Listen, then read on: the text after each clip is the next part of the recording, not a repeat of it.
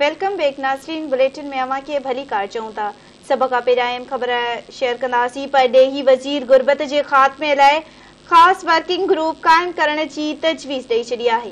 बिलावल भुट्टो ज़रदारी चयो आहे त गुरबत हिन वक़्त बि खिते खे पंहिंजे लपेट में आणे रही आहे।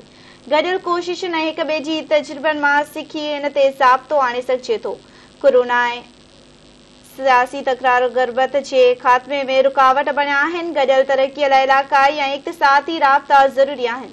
भारत जे शहर गोवा में शंघाई सहकारी तंज़ीम जे इजलास खे ख़िताब कंदे बिलावल भुट्टो ज़रदारी चयो आहे त सी-पैक सेंट्रल एशिया रियासतुनि खे राहदारी वापार लाइ बहितरीन मौक़ो फ़राहम करे थो। पाकिस्तान दहशतगर्दी जे ख़ात्मे वारनि कोशिशुनि जो हिसो बणिजण लाइ पुरज़म आहे। दुनिया मुतहद थी कम करे त माहौलियाती तब्दीलियुनि जी तबाही खां बची सघिजे थो। पाकिस्तान मौसमियाती तब्दीलियुनि सबबि ॿोॾि जे तबाहियुनि खे मुंहुं ॾेई रहियो आहे।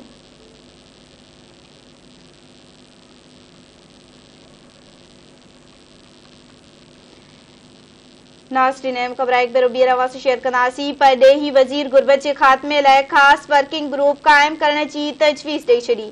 बिलावल भुट्टो ज़रदारी चयो आहे त गुरबत हिन वक़्त बि खिते खे पंहिंजे लपेट में आणे रही आहे। गॾियल कोशिश ऐं हिक ॿिए जे तजुर्बनि मां सिखी हिन ते ज़ाब्तो आणे सघिजे थो। कोरोना ऐं सियासी तकरार गुरबत जे ख़ात्मे में रुकावट बणिया आहिनि।